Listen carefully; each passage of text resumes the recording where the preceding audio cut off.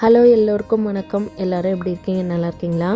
ஜூலை 31 ஹஸ்பண்டோட பர்த்டே. எல்லாரும் பர்த்டேவும் cake cut பண்ணி செலிப்ரேட் பண்ணுறோம். நம்ம தலைவர் பர்த்டே கொண்டாடாட்டி இப்படி அப்படின்ட்டு லாஸ்ட் ஒரு 2 இயர்ஸாக ராணி ஹஸ்பண்டு தலைவருக்கு கேக் வாங்கிடுவாங்க. 31 அன்னைக்கு கேக் கட் பண்ணல.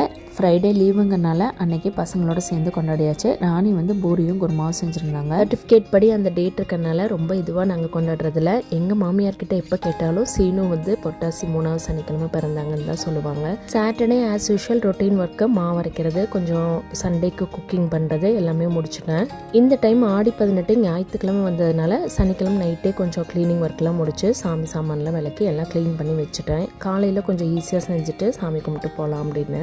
ஆடி 18க்கு மாமியார் வீட்டில் எப்போவுமே கட்டு சாதம் மாதிரி தான் செய்வாங்க. லெமன் சாதம், தயிர் சாதம், தக்காளி சாதம், சக்கரை பொங்கல் அப்படின்னு. ஏன்னா காவிரி ஆறு ப்ரெக்னெண்ட்டாக இருக்குது அப்படிங்கிற மாதிரி ஒரு ஐதீகமாக சொல்லுவாங்க. ஸோ அதுக்காக கட்டு சாதம் செஞ்சு எல்லாம் ஐயம்பேட்டை ஆத்தங்கரையில் போய் இலை போட்டு சாப்பாடெல்லாம் வச்சு கண்ணாடி விலையெல்லாம் வச்சு சாமி கும்பிட்டு அதுக்கப்புறம் ஆற்றுல இலையில பழம், வெத்தலை இதெல்லாம் வச்சு ஆற்றுல தண்ணியில் விட்டுருவாங்க. இது வரைக்கும் நானும் அப்படி தான் ஃபாலோ பண்ணி செஞ்சுட்டு இருந்தேன். பட் அன்றைக்கி சண்டேங்கிறனால சரி மோர் குழம்பும் கத்திரிக்காய் வறுவல், உருளைக்கிழங்கு வறுவல் மட்டும் செஞ்சிடலாம் அப்படின்னு சொல்லிட்டு காலையில் சக்கரை பொங்கல் மட்டும் வச்சுக்கலான்ட்டு கையில் கழுத்தில் கட்டுற மஞ்சள் சரடு, மாவு கோலம் எல்லாம் நைட்டே நான் ரெடி பண்ணி வச்சுட்டேன்.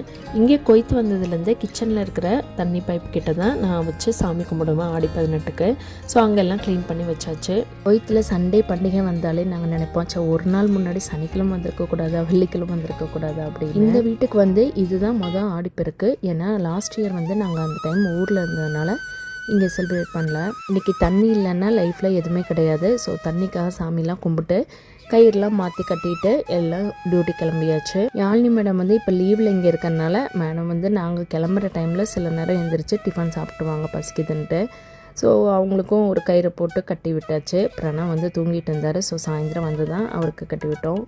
நான் எப்போவுமே ஆடி 18 அன்னைக்கு அப்படி இல்லைன்னா மீனாட்சி திருக்கல்யாணம் அன்னைக்கு தான் என்னோட தாலி கயிறு நான் மாற்றிக்குவேன். அன்னைக்கு டியூட்டி இருந்ததுனால ஈவினிங் ஹஸ்பண்டை மாற்றிட்டேன். நம்மளோட பண்டிகை எல்லாத்துக்குமே ஊரில் இருந்தால் தான் சூப்பராக ஜாலியாக இருக்கும்.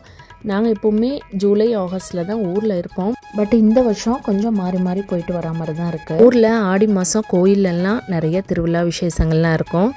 இந்த ஆடி 18க்கு திருப்பூர்லேயும் நாங்கள் இருந்திருக்கோம். அங்கே தூரி நோம்பி, ஆடி நோம்பி அப்படின்ட்டு கொண்டாடுவாங்க சூப்பராக. நெக்ஸ்ட் ஒரு இன்ட்ரெஸ்டிங் vlogல பார்க்கலாம். தேங்க்ஸ் ஃபார் வாட்சிங். பை.